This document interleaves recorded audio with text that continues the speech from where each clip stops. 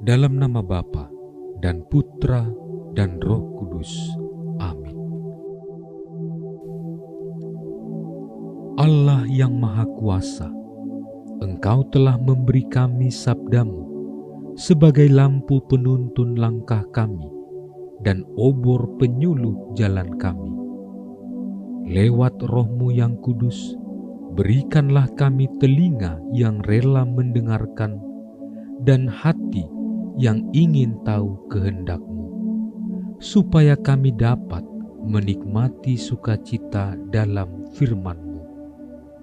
Dengan pengantaraan Kristus Tuhan kami, yang hidup dan berkuasa bersama dengan Dikau dalam persekutuan Roh Kudus, Allah sepanjang segala masa. Amin.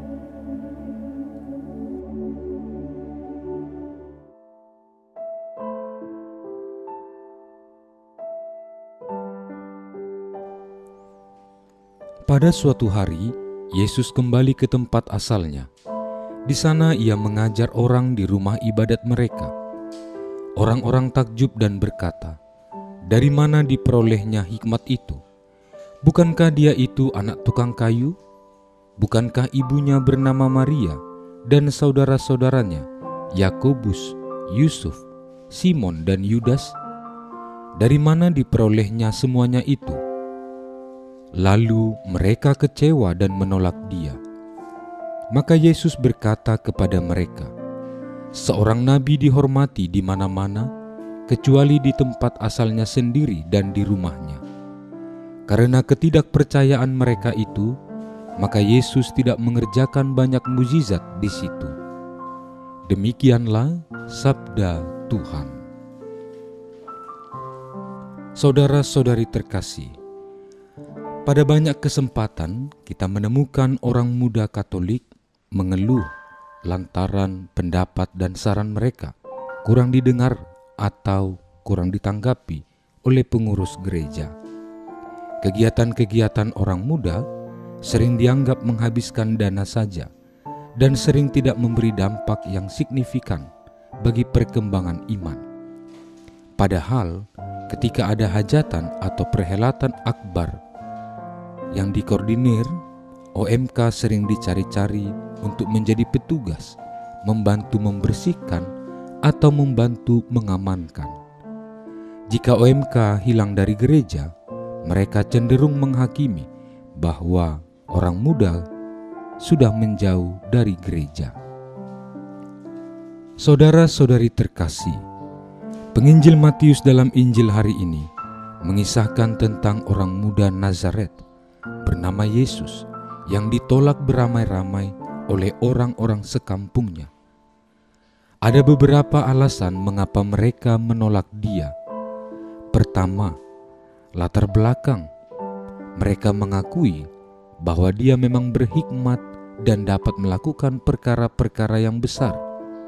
Namun yang mereka pertanyakan adalah, dari manakah Yesus memperolehnya? Sebab mereka sendiri tahu bahwa Yesus tidak belajar di bawah asuhan guru Yahudi manapun. Kedua, kehinaan dan kemiskinan keluarganya. Yesus diasuh oleh seorang ayah, tukang kayu, ibunya orang biasa, dan saudara-saudaranya mereka kenal bersama-sama mereka. Tetapi Yesus, ia tidak merasa kesal hati, tidak gundah karena penilaian itu. Ia mengabaikan pendapat mereka dan malah mengatakan bahwa seorang nabi dihormati di mana-mana, kecuali di tempat asalnya sendiri dan di rumahnya. Akibat dari ketidakpercayaan mereka, Yesus pergi dan tidak mengadakan mukjizat apapun di kampung asalnya itu. Injil adalah kekuatan Allah yang menyelamatkan, tetapi itu hanya berlaku untuk setiap orang yang percaya. Karena itu, jika perbuatan-perbuatan besar tidak terjadi dalam diri mereka, ini bukan karena tidak ada kuasa atau anugerah dalam diri Kristus, melainkan karena tidak ada iman dalam hidup mereka. Saudara-saudari terkasih, kita mungkin saja terjebak atau sering menganggap, menilai orang lain lebih rendah, entah melalui penilaian fisik, ekonomi, politik, dan lain-lain, tanpa lebih dahulu mengenal tentang orang. Bagaimanakah kita dapat mengenal Allah dengan lebih baik jika kita tidak bisa mengenal ciptaannya terlebih dahulu? Lantas, atas dasar apakah kita memberi penilaian yang tidak baik tentang orang lain hanya karena kita tidak suka dengan mereka? Hari ini Yesus sedang menegur kita, sebab menolak orang lain berarti menolak Allah juga. Menolak Allah berarti menolak mukjizat dan perbuatan-perbuatannya. Saudara-saudari terkasih, marilah mau menjadi seperti Yesus yang selalu menerima banyak orang, bahkan berkonfrontasi dengan mereka tanpa membuat penilaian ini dan itu, termasuk terhadap orang muda dan anak-anak. Tuhan memberkati. Allah Bapa yang Maha Kudus, Engkau telah mengutus para nabi untuk memperingatkan umat-Mu agar kembali ke jalan yang benar. Semoga kami mau menerima dan mendengarkan teguran-Mu yang Engkau sampaikan melalui Yesus Kristus Sang Nabi Agung. Sebab Dialah Tuhan pengantara kami yang bersama dengan Dikau dalam persatuan Roh Kudus, hidup dan berkuasa Allah sepanjang segala masa. Amin.